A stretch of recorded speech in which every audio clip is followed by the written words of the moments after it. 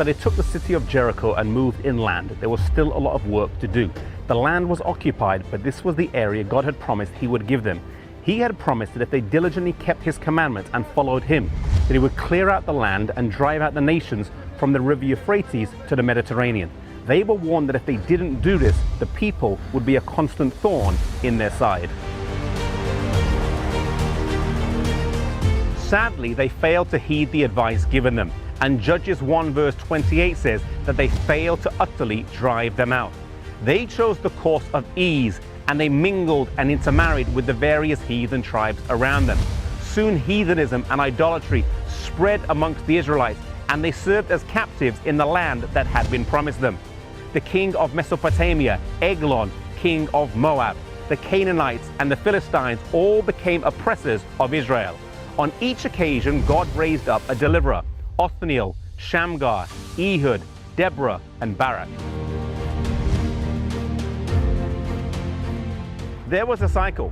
They fell into captivity and remained in captivity until they cried out to God for a deliverer. Then God raised up a judge who delivered them, and they were free from captivity, often as long as the judge was alive. Then when the judge died, they fell back into apostasy and captivity. So often this is the case with us. We have ups and downs in our spiritual lives, sometimes strong and sometimes weak.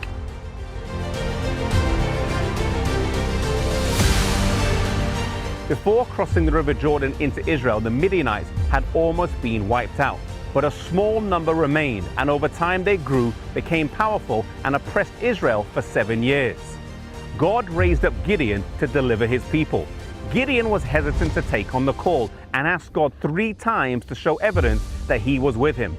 After whittling down his men from 32,000 to 300, he won the battle in the most extraordinary way.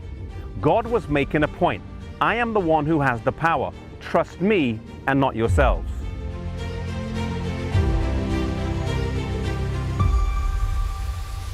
But perhaps the most famous judge in Israel had a very mixed reign, and his name was Samson. Born into the tribe of Dan in the family of Manoah, he was consecrated as a Nazarite at birth. No wine, no unclean foods, and his hair was not to be cut. However, living close to the Philistines, he mingled with them and married one with disastrous results. Then he was a judge for 20 years. As he got older though, his old weaknesses came back, and he was ultimately seduced by Delilah to give away the source of his strength. As a prisoner to the Philistines, he ended up killing more Philistines at his death than during his life, and it's believed he is buried here at the top of this hill.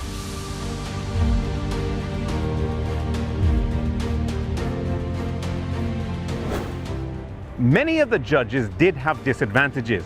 Ehud was left-handed, Gideon was outnumbered. Samson, though, did have physical strength, but maybe this contributed to his downfall because he trusted in his own strength rather than in the one who was the source of his strength. God was always trying to teach his people to rely on him, not to rely on their own strength, not to rely on the strength of their armies, but to rely solely on him. He who had brought them from Egypt to Canaan miraculously would deliver them if they trusted in him.